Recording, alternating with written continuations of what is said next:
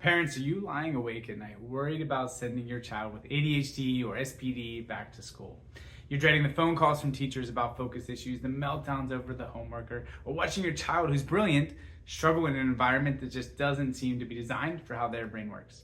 If you're like most parents we meet, you've tried behavior charts, you've talked to counselors, you've even considered or done medications, but you're still searching for answers that actually address what is going on.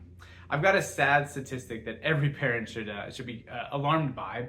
In 2022, an extra million US children received an ADHD diagnosis compared to 2016. And sensory processing challenges are now affecting 1 in 6 kids. Yet at the same time, most doctors are still approaching these conditions the same way they did 20 years ago. It's managing symptoms instead of addressing the root cause.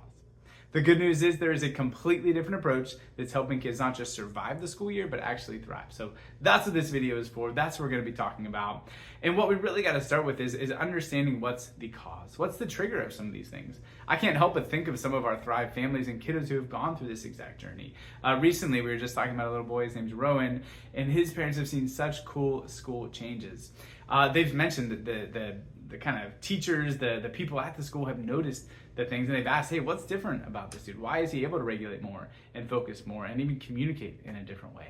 And that's what we have so many stories of at Thrive, not because there's just some lucky coincidence or chance happen since it's happening. It's we're actually addressing the cause of why these stresses and challenges take place. So let's start with that. What is the cause?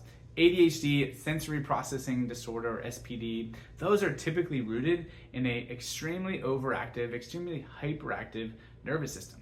Usually it does start with that sensory side of it, is they're taking in way more stress into their system than they should be. What this causes is a fight or flight response. And it's actually something we get to measure at Thrive. I'm gonna get into some of the scans and technology later, but this EMG scan, that is so crucial for these kids. But what we get to see is that they are stuck in survival mode, and oftentimes it's been there for a while, right? We see that this fight or flight, high tone, high energy, maybe even showed up as a baby. We see this connected to what we refer to as the perfect storm of stress. A lot of times it might involve prenatal challenges or stress. Maybe there was some birth intervention or birth trauma, and then we had a colicky, refluxy baby, maybe a kiddo that had ear infections or other sort of sleep and constipation challenges from the start of life. That is the same neurological underpinnings that set the foundation for a nervous system that can't focus, can't regulate emotions, or can't handle different sensory stimuli. So what we need to do is get out of that fight or flight survival mode. It's what we refer to at Thrive as the gas pedal. It's called the sympathetic nervous system. We get out of that sympathetic tone into the brakes, into that parasympathetic mode. That is where we can focus, we can regulate, we can sleep, our immune system, our gut, our digestion, all of those things are working better. But that imbalance creates challenges. It creates all sorts of obstacles for kids. So that's the foundation, right? We got to understand where these are coming from. It's not just some brain chemistry imbalance that we need to medicate away. There is an underlying neurological shift that their systems are stuck in stress. And usually that means they go from 0 to 100 in an instant, right? They go through the roof with not a whole lot of emotional regulation to go with it. So what are some tips? I want to walk through a couple of different things, and the last one is probably the missing piece. If I know you listening to this, it's because you're wanting to seek answers, you're wanting to seek help. I'm willing to bet that you are checking the box of these first couple, and then it's the last one that's missing. But the first one is really sleep, right? Brake pedal, that calming side of your nervous system is so dependent on sleep. It matters a ton. The problem is kids who are dealing with these challenges, they're usually struggling to sleep. They have a hard time winding down. They have a hard time getting deep rest. They're up, and maybe they're even in the parent's bed. They're feeling scared, they're feeling nervous. There is something preventing them from getting that rest that they need. That is where a lot of times when we start with care, we start with adjustments, you see that sleep coming back because their body is more calm, their body is more regulated. But a lack of sleep, going to bed too late, not getting enough rest is going to create an ADHD dysregulated child, even if they weren't dealing with that, right? I'm sure you can think of that summer, right? Right now, my own family, my own kids, there's been some later nights, there's been some later bedtimes, and if we don't make up for it, kids are a little bit less regulated that day. So we need to make sure they're getting enough sleep, and parents, you need to be, as school year is starting here, shifting that bedtime back up, right? Don't go from midnight bedtime to 9 p.m. in a night and expect it to go well the next morning. So shift that up. Let's get their sleep habits, their sleep routine, their sleep environment in a good place. Next thing, create an environment in your home that makes school easy, right? For kids that are struggling with these ADHD or sensory challenges, there is very frequently some sort of executive function deficits, right? They have a hard time focusing and making decisions and really processing that. If you can organize your home with a specific space to work on school stuff, maybe color-coded school supplies and systems and routines that surround that, that can help them immensely. And really what it does is it reduces the cognitive load. It reduces the amount of processing power they have to put towards those sort of tasks.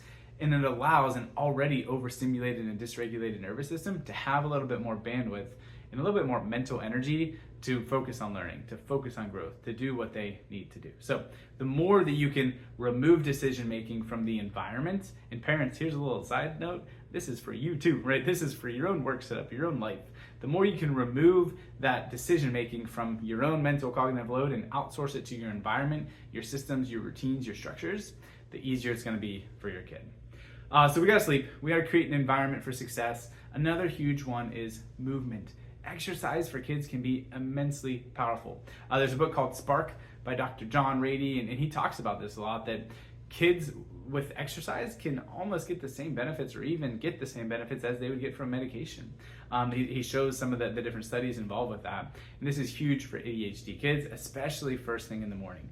Waking up, getting that movement, firing up those brain synapses and pathways is so crucial for them. And you've probably seen this in your own kid's life, right?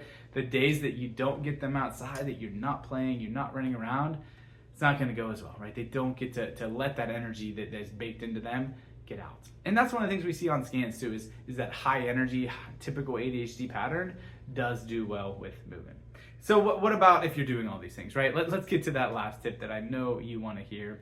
Parents, if you're checking all these boxes and your kid is still struggling, it probably is that nervous system piece of it. They probably are so dysregulated on the inside that they can't use your sticker chart or your reward system and make it useful, or they're not able to cooperate and get up to get moving and exercising because they're not sleeping well, because they can't rest and calm down well. We've got to address that underlying fight or flight tone so that it's a lot easier to layer all these other supports on top.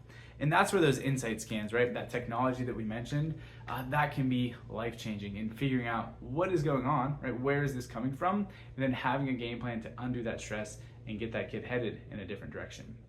This EMG scan, surface electromyography that we do at Thrive, this one is especially crucial for ADHD sensory problemed kids, because this is measuring two different things. One, how busy, how overstimulated is their nervous system, how much brain input are they taking in when they're just at rest, when they're just in a calm environment, what is going on inside that system. The other piece of it is how regulated it is, right? What is that brain-body communication like? Are we on the right path? Are we seeing some of those high pattern and symmetry scores and percentages? Or are they both really wound up and really dysregulated and disorganized? Those two metrics really help us build out a care plan and the proper frequency of those gentle, specific adjustments that are gonna help correct that fight or flight mode, calm down that neurological stress response, and get them back into that brake pedal, parasympathetic, rest, digest, focus, and regulation mode.